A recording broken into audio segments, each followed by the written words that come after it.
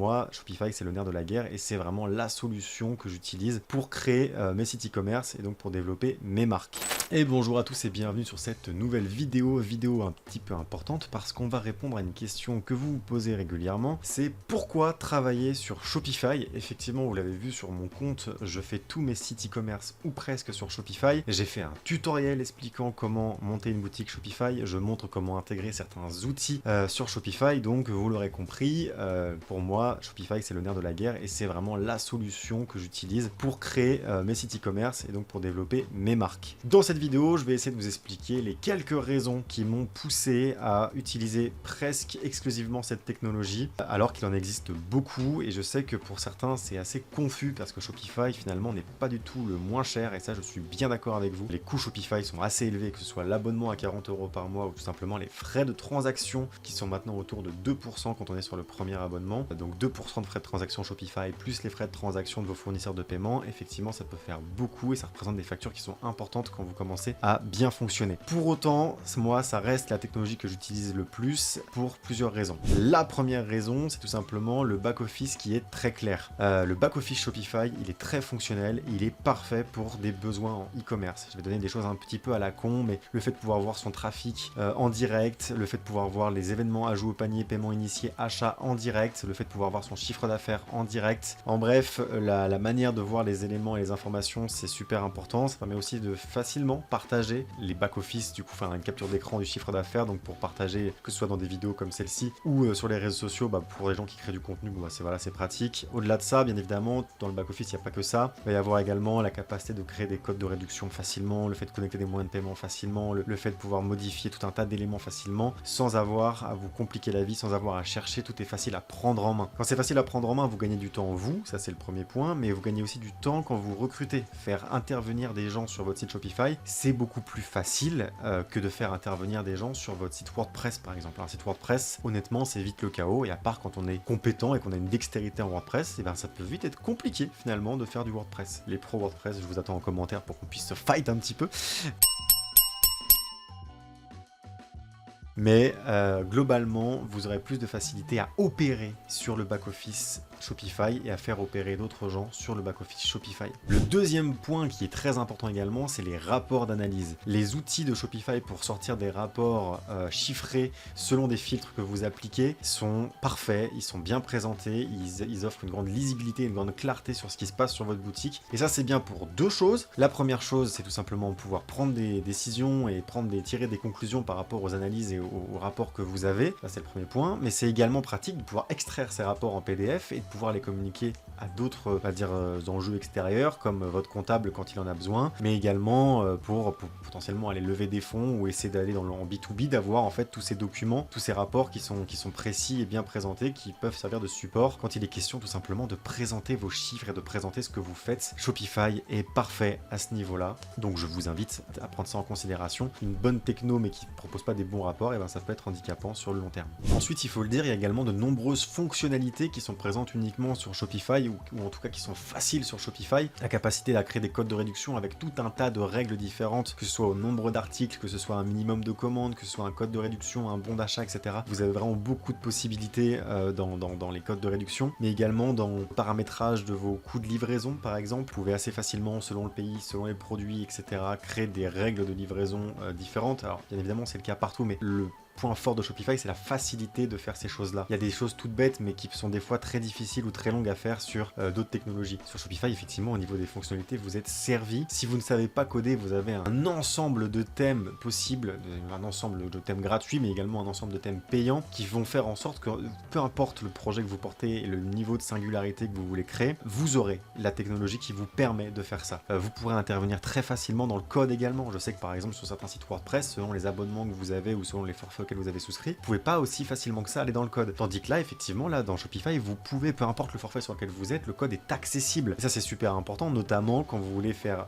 une nouvelle section ou une nouvelle fonctionnalité que vous ne savez pas faire et que vous voulez faire intervenir un dev. Putain, ça fait plaisir de savoir qu'il n'y aura pas de complications à ce niveau-là, etc. Donc, les fonctionnalités, je vais pas non plus m'étaler sur le sujet, c'est juste que c'est très complet et que ça permet également de faire tout ce dont vous avez besoin de manière native, en fait, avec Shopify sans avoir à faire des choses trop compliquées. Quatrième point qui est très important, important, c'est donc, on l'a déjà un petit peu évoqué, c'est la facilité de prise en main. En fait, naturellement, même sans formation ou sans tuto, vous pouvez assez facilement prendre en main un site Shopify alors que vous n'y connaissez rien parce que tout est clair, tout est limpide. Au-delà de ça, c'est aussi facile de devenir compétent sur Shopify parce que c'est l'une des technologies les plus utilisées en e-commerce et donc par essence, il y a beaucoup de contenu disponible gratuitement sur internet qui vont vous expliquer comment faire chaque chose. Bon, bah pour faire mon auto-promo, vous avez vu, moi j'ai un tutoriel qui explique comment monter une boutique Shopify de A à Z en 10 minutes. J'ai un truc qui explique comment importer des produits depuis AliExpress et les mettre du coup sur votre boutique Shopify. En bref, moi, alors que je suis un tout petit créateur, j'ai déjà du contenu comme ça, mais alors du contenu pour faire des choses singulières sur Shopify, vous en avez vraiment un max. Et donc vous serez jamais bloqué, vous avez une grosse communauté qui pourra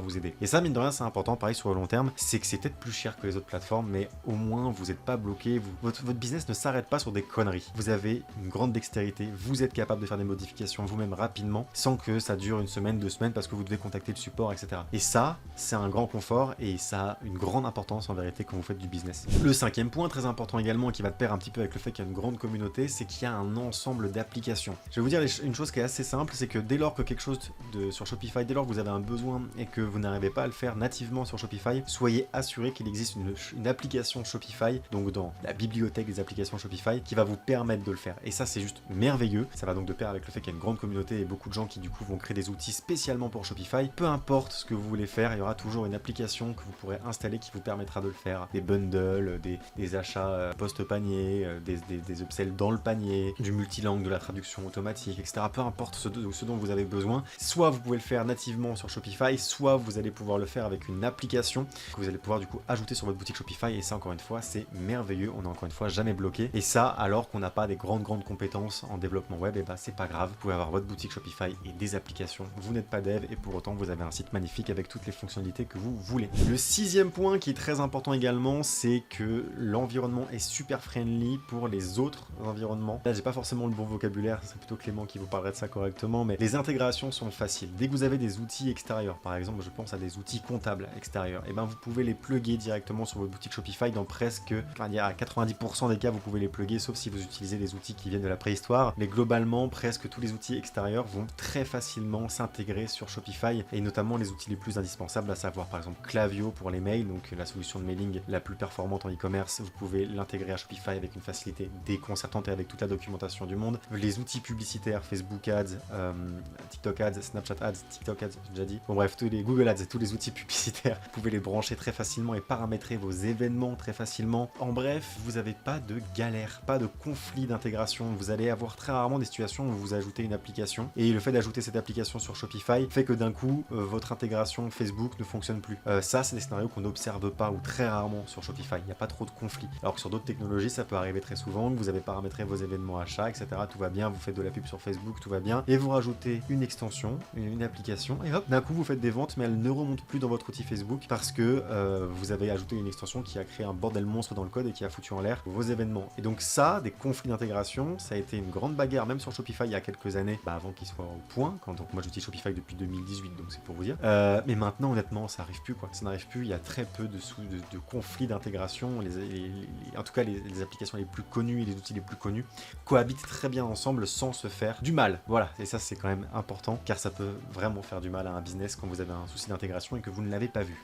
Un point, le dernier point, le 7e point qui est très important, c'est le traitement des commandes. Pour votre logistique et pour vous comprendre où en sont les commandes et les traiter correctement et voir les informations, etc. Le traitement des commandes sur Shopify est extrêmement simple. C'est vraiment que vous travaillez en dropshipping avec AliExpress ou que vous travaillez avec directement un agent logistique ou vous fassiez vous-même vos colis, peu importe la configuration de votre business, Shopify est votre ami pour traiter les commandes correctement. Et ça, encore une fois, c'est très important. On ne peut pas se permettre, quand on fait du e-commerce, de passer des heures et des heures à traiter les commandes correctement et à rentrer les informations dans le Shopify. C'est juste pas possible, vous avez d'autres choses à faire et donc il faut que ce soit fluide, il faut que ce soit lisse. Et sur Shopify, vous avez tout ce qu'il faut pour que ce soit extrêmement lisse. Encore une fois, il y a toutes les applications de tous les transporteurs Colissimo, Chronopost, Mondial Relais, etc. qui existent directement dans les applications Shopify. Donc vous avez une intégration très friendly. En bref, les choses vont bien se passer et ça fait du bien car vous gagnez du temps sur plein de niveaux. Donc voilà, ça c'était pour tous les points qui me poussent à travailler sur Shopify depuis autant de temps malgré le fait que ce soit assez cher. La seule exception en vérité qu'il y a, c'est pour mes sites SEO. J'ai un parc SEO de 25 sites qui ont comme seul objectif de se positionner dans leur thématique, dans leur pays. J'ai fait des vidéos sur les boutiques SEO, donc je vous invite à aller les voir si